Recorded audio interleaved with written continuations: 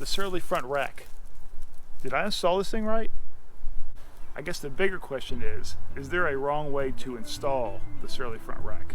Your more traditional touring racks usually bolt directly to the frame, but the Surly has these arms that bolt to the rack and then bolt to the frame. Once the arms are mounted to the rack and then the rack is mounted to the fork, all the weight is essentially transferred to the fork mount bolts. This makes the Surly rack secure and solid. This configuration allows for some very interesting setups when installing the Surly rack. Here's some photos. And it also begs the question, is there a right way or a wrong way to install this rack? All right, let me walk you through what I changed from the original installation, and I'll tell you why I think the new setup is better. The first thing I did was switched out these mounting brackets. So originally I had this mounting bracket right here and I had it mounted to this bolt right here, and I switched it out with this mounting bracket and mounted it to the eyelet down here. The reason I did that is because on the other side this mounting bracket was in the way of the adjustment bolt on that brake, so I could not access the brake pad adjustment as long as this was in the way. So that was the main reason I switched these two out. I still have to run a washer down here because I need clearance for the fender stays. When I had the lower mount here, I had to run a washer so the mount would clear the fork. At least down here, I lose a 1mm washer and only have to use a single 3mm washer. I've been running washers on the rear rack for years, and this has never been an issue. The next thing I did was remove the spacer behind this mounting bracket and then flip the mounting bracket the other way.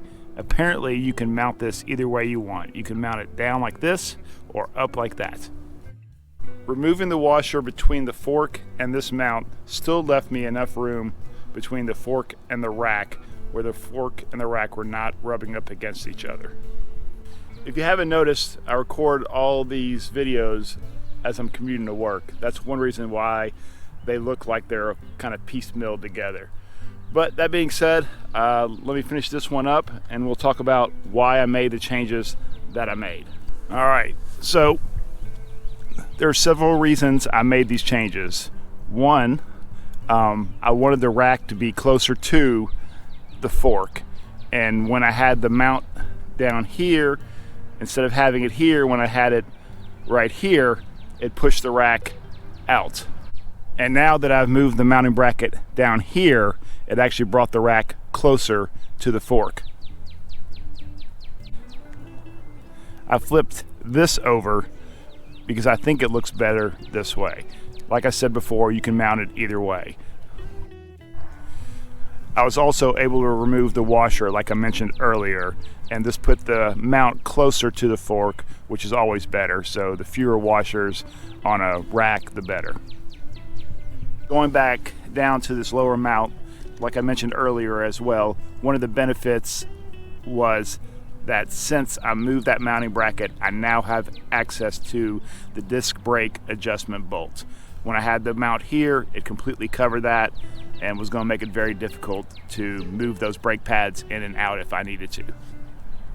By moving the mounting bracket from here to here and pulling the rack a little closer to the bike, it also gave me room to replace or put back these mounting bolts. If you looked at the earlier video where I installed the rack, you'll notice that I didn't have room, and now I do have room for those mounting bolts. So that's pretty much it. The three reasons I changed the setup were because I needed clearance for the brake caliper adjustment. I wanted to bring the rack closer to the fork, and I wanted to be able to replace those mounting hole bolts.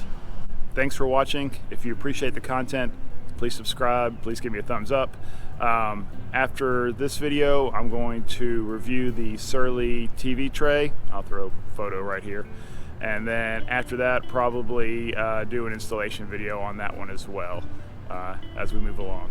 So thank you again, and ride safe.